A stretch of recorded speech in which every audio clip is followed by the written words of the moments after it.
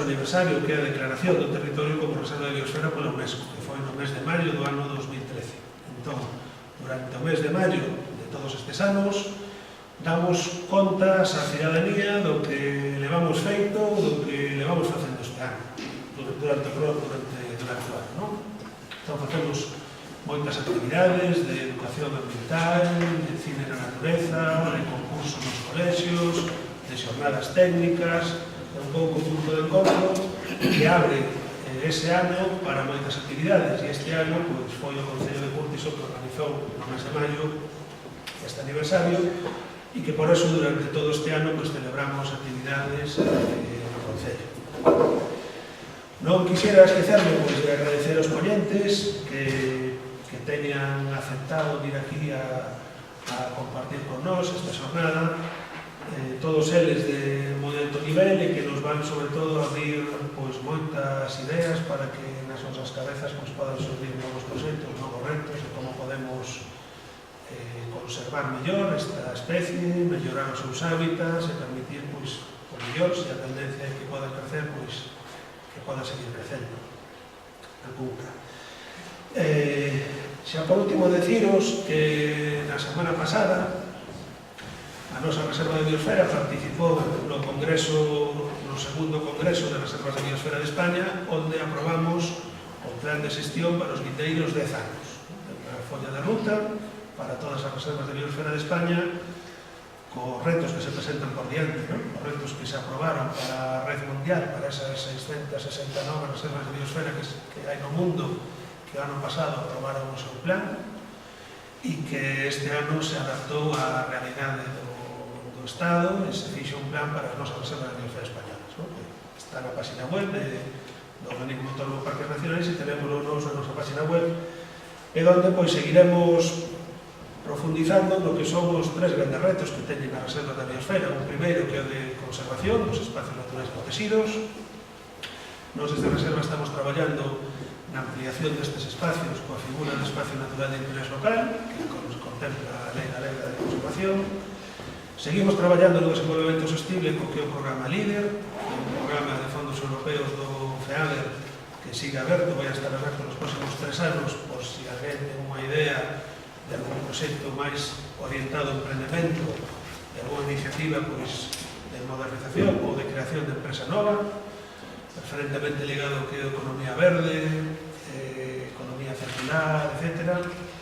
E hai unha terceira pata que compartimos todas as reservas de biosfera, investigación, coñecer mellor estes espacios, e a educación para o desenvolvemento sostible, traballar cos colexios, coa cidadanía en xeral, para ir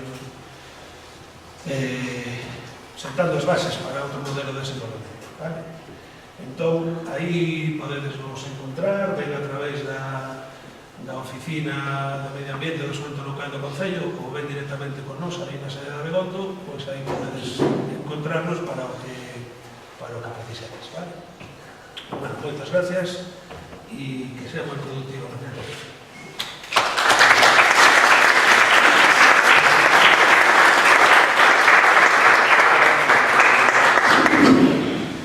Bueno, bons días a todos. Eu chamame Antonio Fraga, son teniente alcalde deste concello e, entre outras áreas, intento levar a área de medio ambiente.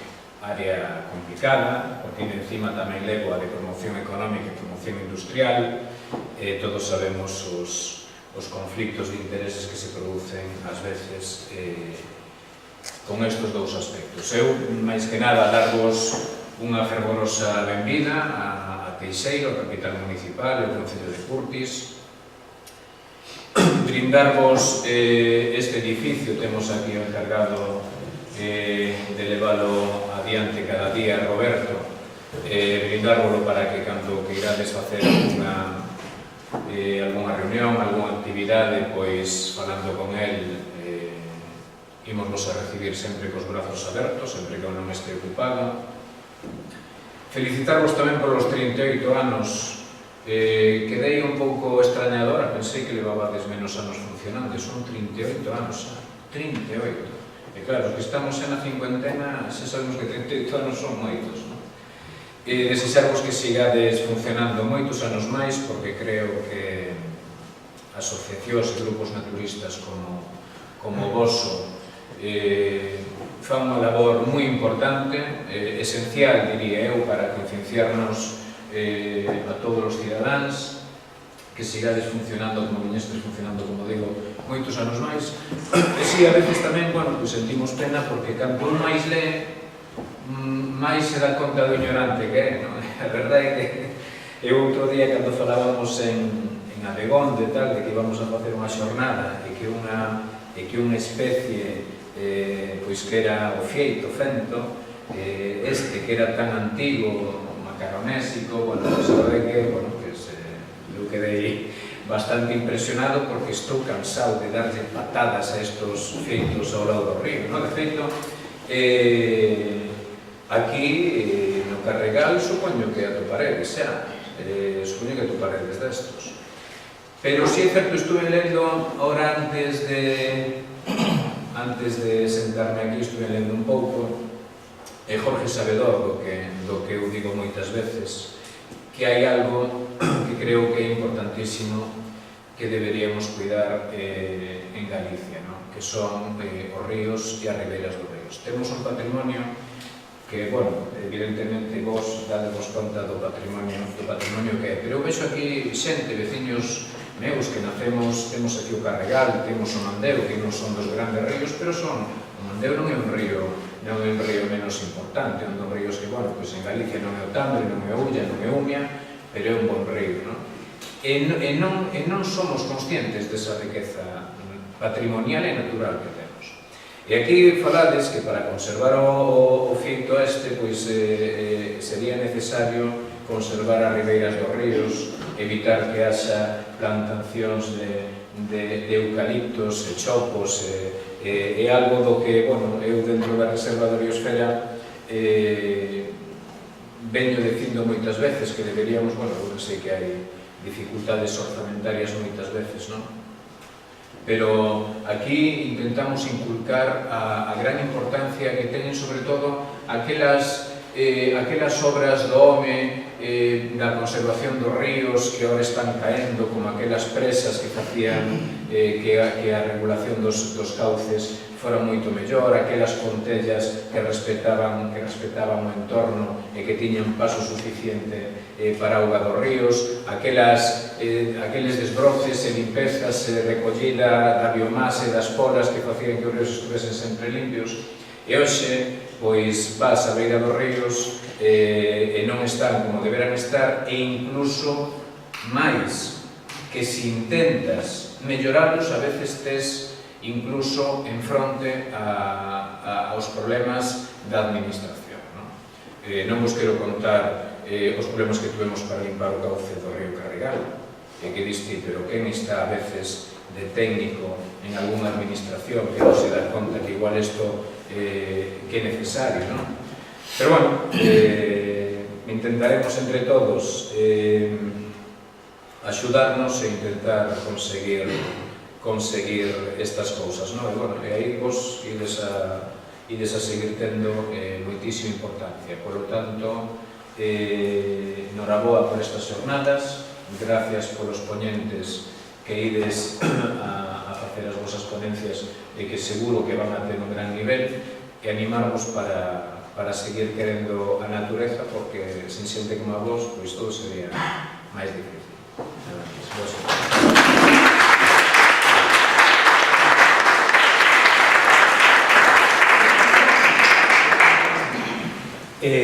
Bueno, primeiro agradecer tanto a Jorge como a Antonio as súas verbas, boa parte tamén referidas ao noso grupo, que son vocal de botánica do Grupo Naturalista Hábitat.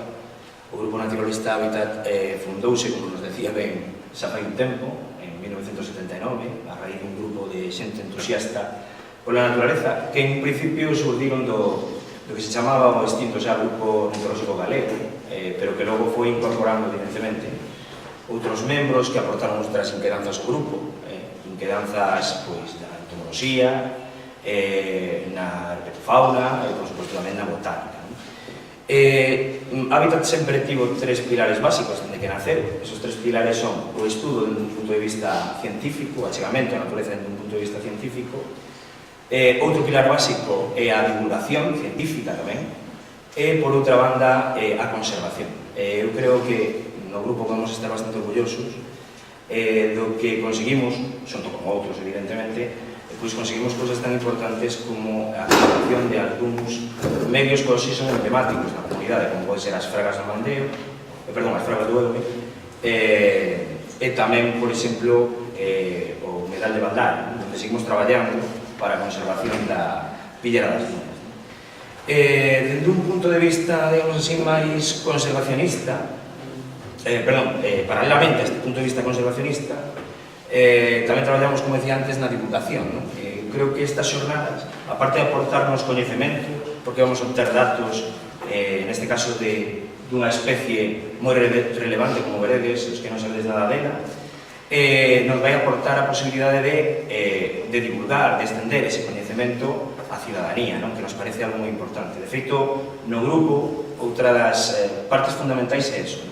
Pretendemos conseguir divulgar o que coñecemos a medida que vamos aprendendo a xente, a cidadanía, porque sin a cidadanía non se pode conservar algo. É dicir, non se pode, sempre decimos, non se pode conservar o que se descoñece. Entonces esta é a nosa idea, é habitual que en Hábitat pois fagamos cursos, fagamos charlas, moitas delas gratuitas, abertas a todo o mundo, de todos os niveis, porque isto é unha parte importante. Penso que a iniciativa de Especie do Ano encaixa perfectamente nesto, encaixa nesa idea de, por un lado, estudar, valorar o que temos, e por outra banda, ser capaz de achegarvos a vos e a moita máis xente esa posibilidade, sobre todo agora cas novas tecnoloxías. Logo poder facer, pois, eventos como este, que nos permiten directamente contactar con un montón de xente, pois nos parece moi importante. Por iso agradecer ao Concello que nos habilite, nos dé a posibilidade de ter unhas instalacións estupendas e, por suposto, a Reserva que colabore con nós a hora de organizar a iniciativa. Eu creo que con isto me parece que poderíamos dar por finalizada a apertura e comezar realmente o interesante, que serían as xornadas en sí.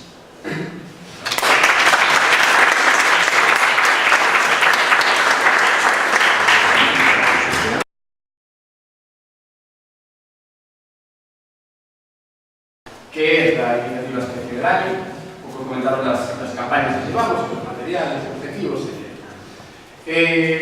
Como toda actividad, la iniciativa Especie del Año parte de una idea que surge desde Hábitat como miembro de la mesa sectorial de colectivos medioambientales de la Reserva de la Biosfera, se comenta con su dirección y se acuerda pues, que esta idea de proclamar un año a una especie como Especie del Año es positiva y se pone en marcha una serie de mecanismos. Lógicamente, cada vez que se pone en marcha una iniciativa, se pretende poner unos objetivos lo más claros posibles.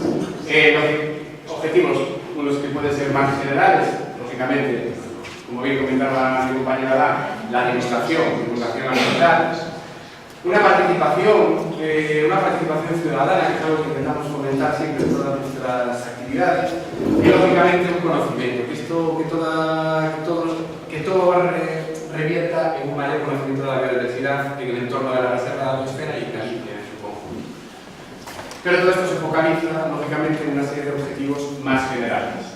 Cada iniciativa Especie del Año pretende el estudio, conciencia de una especie concreta.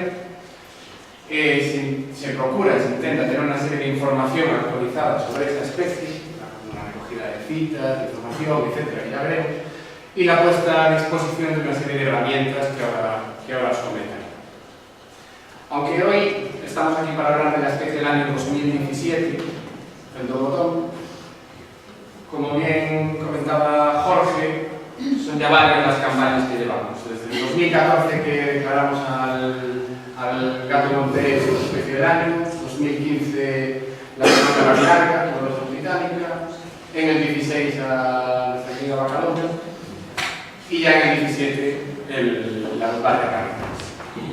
Cada vez que declaramos una especie del año, como comentaba, ponemos en marcha una serie de iniciativas para llegar a cumplir todos esos objetivos que nos hemos propuesto.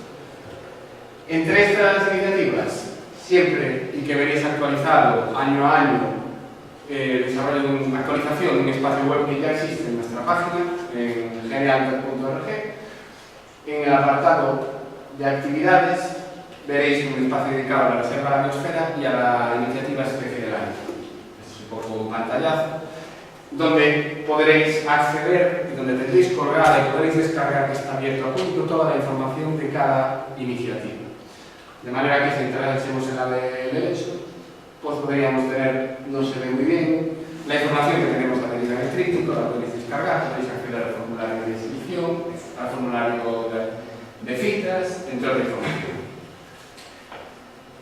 Aparte del espacio web, en la página de Hábitat desarrollamos todos los años un tríptico, que ahora lo tenéis con vosotros, el de 2017, insisto, disponible para descarga gratuita PDF desde la página web, con la colaboración de compañeros expertos en la materia y siempre siguiendo una estructura general con información sobre la especie, distribución, hábitat y amenazas, tanto para el gato montés como lo hemos tenido también para la geolosa. Lo tuvimos en el 2015 para la vaca también. Ya veis que casi todos siempre se aportan imágenes, se aportan fotografías, dibujos inclusive. Y en este año ya 2017 para el hecho con, ya os digo, contribuciones de compañeros de la universidad, expertos.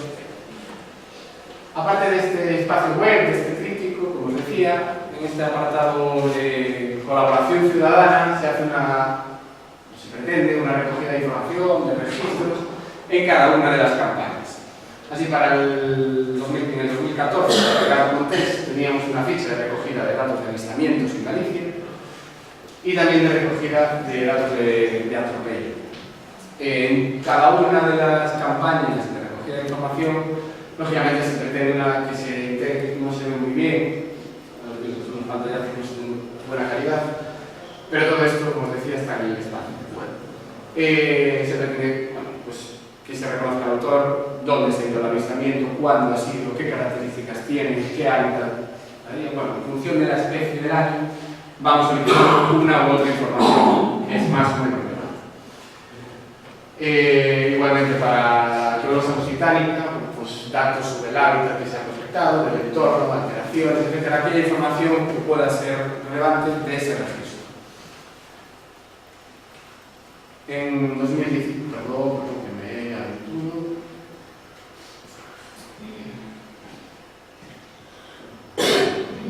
Vamos a ver si me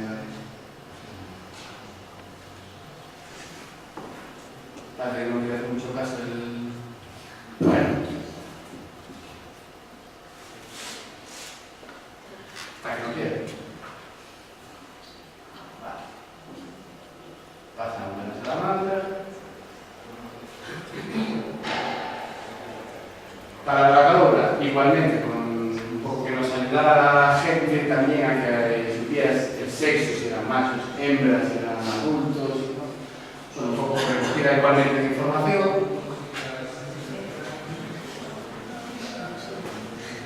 Claro, porque no me quiere hacer caso de... Y para el derecho, le hemos dado una pequeña vuelta de tuerca, gracias ahora mismo a las herramientas que tenemos online, y en vez de tener una ficha que la gente tuviera que descargar, cumplimentar, escanear, enviarnos, directamente ya trabajamos con formularios de Google. Eso facilita muchísimo la recepción de información, que también está accesible en este espacio web, y todo aquel que quiera aportar registros sobre el hecho podrá entrar en ese espacio. Y esta es un poco la imagen que veréis en el formulario de ¿vale? Se pide la recogida de datos, siempre con la información del observador, una serie de datos y algún identificativo que nos ayudará a saber si la especie que estamos viendo es efectivamente una muflacia o no. Al margen de este espacio web, al margen del tríptico, también desarrollamos otra serie de iniciativas, como comentaba Jorge también, intentamos profundizar y cada vez tener más potencialidad. integrar al alumnado de los centros escolares del entorno de la Reserva de la Biosfera. Ya lo hemos hecho en algunas de las campañas, poniendo en marcha charlas para que los chicos, para que los más jóvenes conozcan la riqueza y la biodiversidad que tienen a su alrededor, y por qué no ellos mismos que participen y sean capaces de aportar información.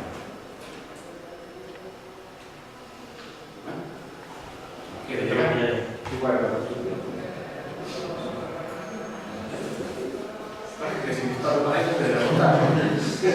bueno, y esto si le puedes dar mano al play.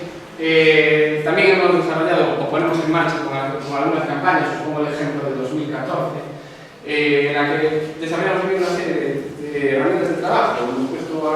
Pusimos en marcha con la especie de 2014, el gato montés, fotocampeo. Empezamos a prospectar en el entorno de la reserva con cámaras de fotocampeo diferentes puntos para ver si conseguíamos tener imágenes, fotografías o vídeos del gato montés en la reserva. No hemos conseguido tener imágenes del gato montés en la reserva, pero esto no quiere decir que la puesta en práctica de estas técnicas no nos haya permitido tener otro bagaje de información muy relevante que nos permita pues, ampliar inclusive escenas de distribución de diferentes especies, etc., y con la margen del orgullo de poder ver aquellas especies que nos acompañan en este entorno.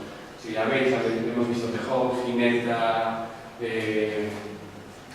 zorros, aquí la tenéis, como si fuéramos ubicar, y este último tejón, compañero que ha decidido que ya era suficiente grabación y nos tira. Y bueno, estas pequeñas sorpresas también, aunque no hayas conseguido el objetivo final de conseguir un dato, un vídeo, una imagen del gato montés, pues no está exento de importancia. Y luego, al igual que estamos hoy aquí, la iniciativa Especie del Año acaba, le damos digamos, el cordón final con una jornada de conferencias como la que tenemos hoy. En 2014 la tuvimos con el gato montés, esta fue en Coruña. Ahora ya no me vale todo este campo de delante. La tuvimos en 2015 con la banda, también haciendo una pequeña ruta, que estuvimos en Coirós, que era de la naturaleza en Chile.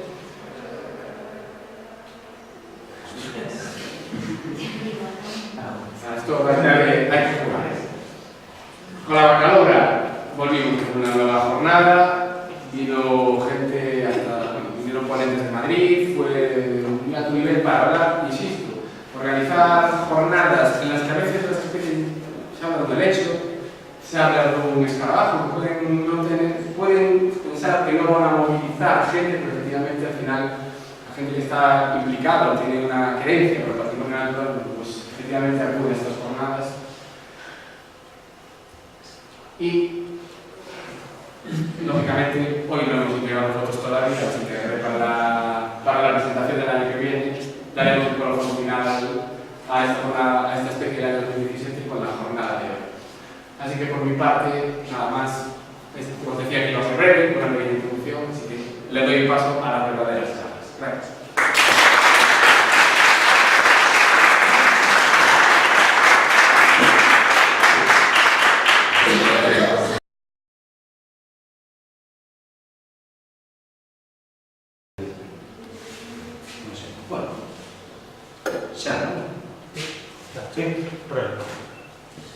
Bueno, evidentemente todos sabemos a que vimos aquí, pois vamos a falar da especie do ano 2017, que é a Guardia Florica, no centro do botón.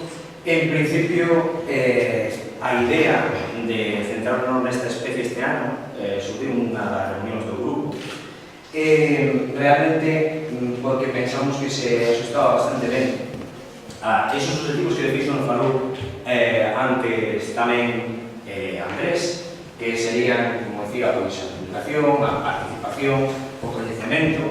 Nos parece, de feito, coincidimos aí coincidimos aí nese logo que un logo que expresa moi ben o que somos en Hábitat, esa idea de estudando para conservar, esa idea, como os decía antes na apertura, de que non se pode conservar o que se descoñece, e que este achegamento, desde un punto de vista científico de Hábitat, a natureza nos parece moi importante. Pero, como decía tamén na apertura, nos parece importante a participación.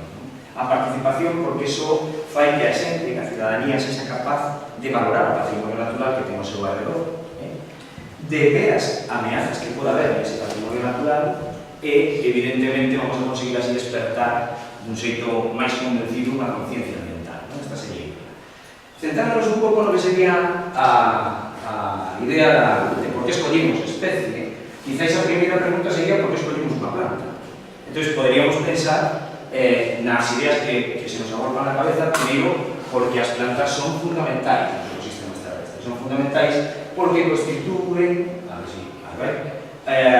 constituen os produtores primarios, eso quere decir que son o lugar por onde entra a enerxía nun ecosistema, pero además son tamén oxigenadores da atmosfera, son tamén captadores como é de CO2, iso é moi importante porque contrarresta ese efecto nocivo que facemos con contaminación atmosférica, como sabedes todos, e por outra banda son tamén o lugar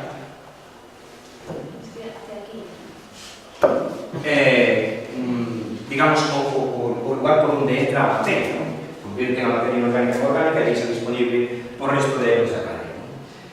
Esta importancia dos ecosistemas terrestres a expresa moi ben Hoffjai, que é unha xeobotánica unha das máis importantes da actualidade, unha simple frase. Dice, hai 600 veces máis vida na terra que no mar, e isto debe ser fundamentalmente as plantas.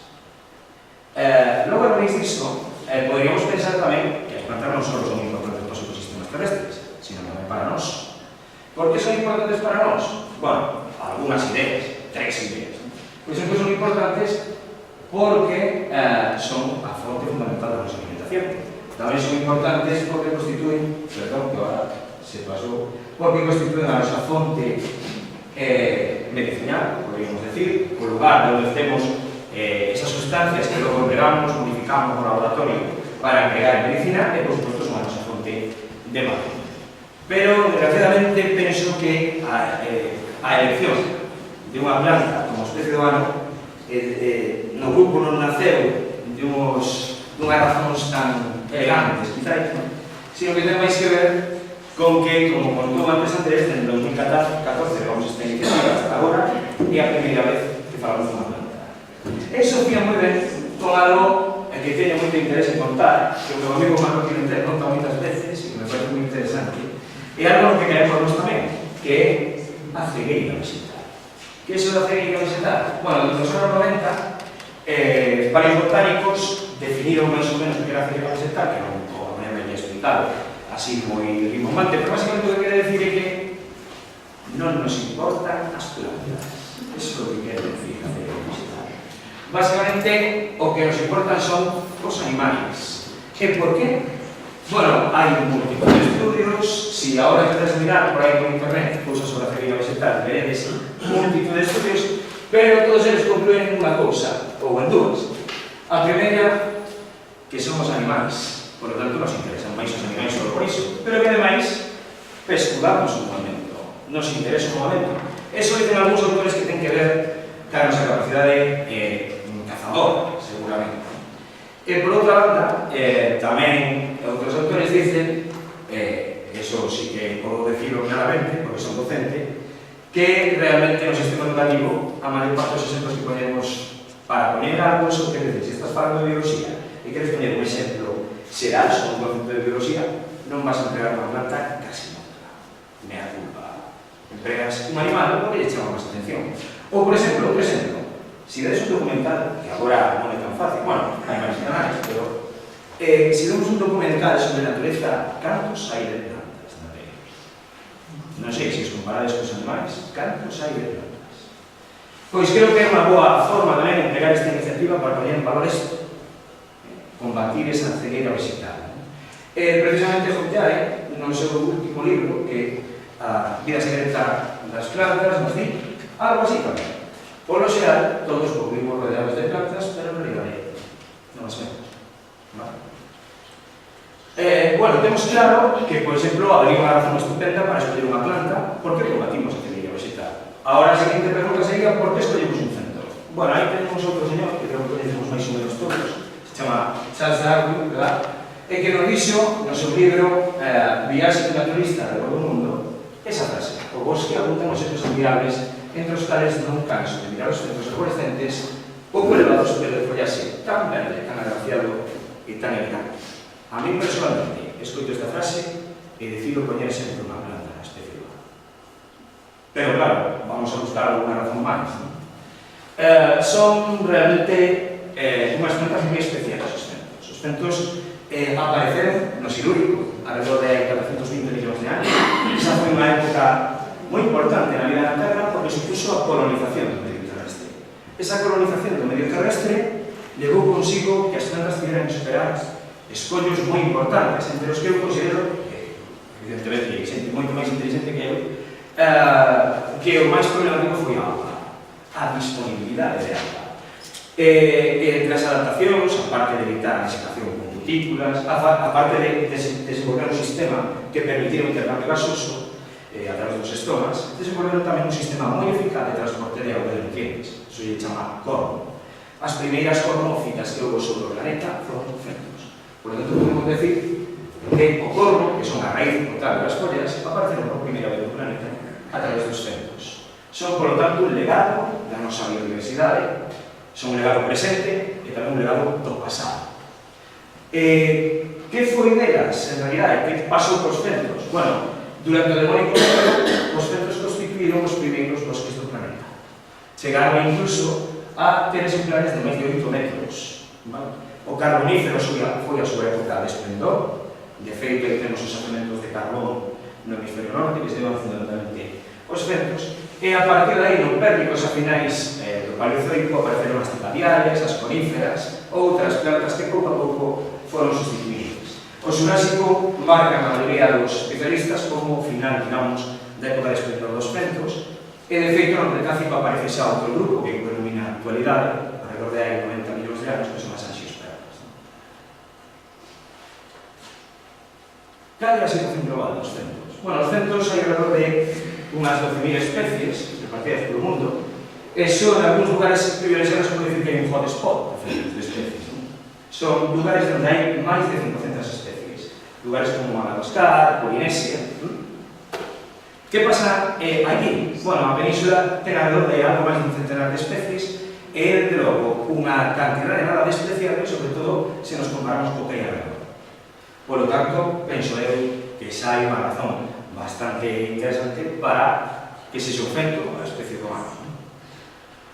Preguntas que espero que podamos aclarar nestas charlas a xente que ven, pois, primeiro, como son os centros de Galicia, a que responde a súa distribución, que especies están máis ameazadas, que podemos facer para protegelas, podemos continuarlas, son algunhas das moitas que eu penso que nos van a resolver hoxe.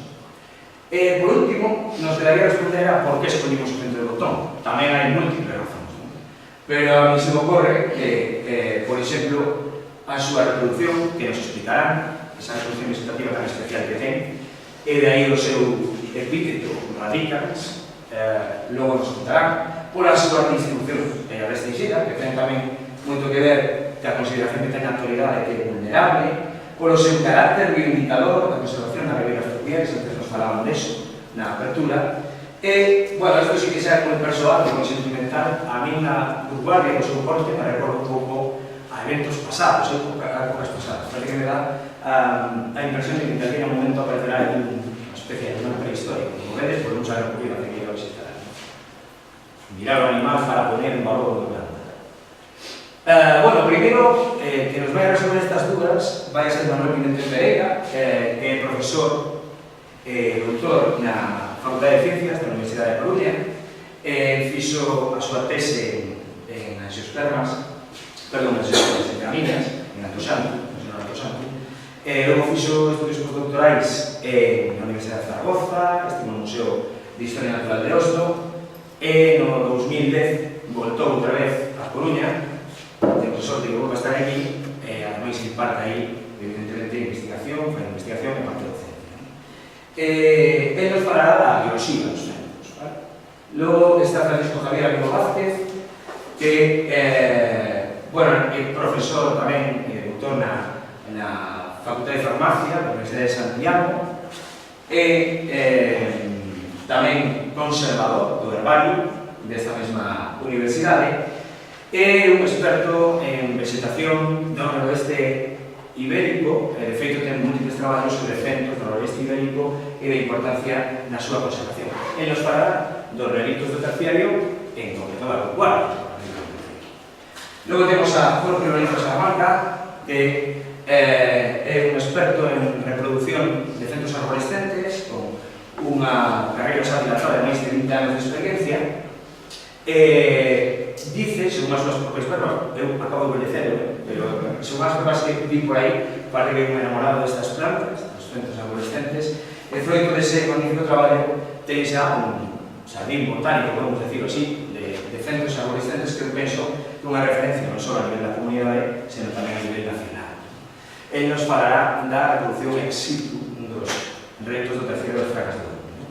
E por último, todavía non está aquí, pero verá, está Francisco Javier Sanarruga, que é profesor tamén doutor en Dereito pola Universidade de Navarra e ademais é catedrático pola Universidade da Coruña e que ten numerosísimos traballos sobre todo orientados hacia o dereito ambiental. Ele nos falará da protección xurídica de especies vulnerables, como é o caso da vanguardia.